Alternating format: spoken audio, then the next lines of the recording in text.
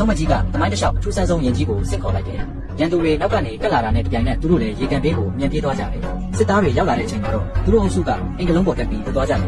အိမ်လေးကတေးသေးလေးဆိုပေမဲ့စစ်သားတွေကနောက်ကနေမြင်လိုက်သွားကြတယ်ရုတ်တရက်အဲ့ဒီအချိန်မှာပဲပေါ်လိုက်တစ်ခုဝင်တိုက်လိုက်တော့အိမ်လေးကအလျင်ရှိလောက်အောင်ပုံခါသွားတယ်အဲ့ဒီတော့စစ်သားတွေကကျိုးတွေပြချပြီးအိမ်ကိုတင်းတင်းကြပ်ကြပ်တုံနှောင်ပြလိုက်တယ်ဒါပေမဲ့သူတို့ဖွင့်ကြည့်လိုက်တော့အိမ်ထဲမှာဘယ်သူမှမရှိတော့ဘူးတစ်ဖက်မှာတော့ဆုံးမကြီးကသူတို့ကိုကျုံးငယ်လေးတစ်ခုစီခေါ်သွားခဲ့တယ်သူကရင်းကြီးတွေကြားတဲ့စမ်းသက်ရှာဖွေရင်းနဲ့တန်ခွင်းကြီးကြီးနှစ်ကွင်းကိုသွားတွေ့တယ်သူကအပေါ်ကပုံနေတဲ့ရင်းကြီးတွေကိုဖြည်းဖြည်းချင်းဖယ်လိုက်ပြီးဆုံးမကြီးနဲ့တန်ချစ်တက်နေတဲ့တန်ကြိုးတွေကိုစွမ်းကုန်ဆွဲကြပါတော့တယ်ရုတ်တရက်ဆိုသလိုသူတို့နောက်ကျောဘက်ကနေရေပန်းတိုင်ကြီးတစ်ခုချိန်နဲ့ပန်းထွက်လာတယ်သူတို့တေချာဟန်ချက်မထိန်နိုင်နေခင်မှာပဲတောင်လောက်ရှိတဲ့ဝေလငါမီးကြီးကပင်လယ်ထဲကနေရုတ်တရက်ထွက်ပေါ်လာတယ်အဲ့ဒီတော့မှပဲသူတို့ခြေပွားအောက်ကကျုံးဟာတကယ်တော့မှုနေရာထဲမှာရာစုနှစ်ပေါင်းများစွာဖိပျော်နေတဲ့ရှေးဟောင်းဝေလငါကြီးဆိုတာကိုသဘောပေါက်သွားကြတယ်ဝေလငါကြီးရဲ့နေရာမကိုလုံးကြီးဖြည်းဖြည်းချင်းပေါ်လာတာနဲ့အမျှဆုံးမကတန်ကြိုးတွေကိုတင်းတင်းကြပ်ကြပ်ဆုပ်ပိုင်ထားလိုက်တယ်ပြီးတော့ဝေလငါကြီးကတိမ်တိုက်တွေကိုဖောက်ထွက်ပြီးအဝေးကနှင်းတောင်နှန်းတွေစီကိုဥတီပြန်တန်းသွားပါတော့တယ်အဆက်လေးကြည့်ရဖို့ like and follow လေးလုပ်ထားပေးပါအောင်ဖတ်ပြေလေး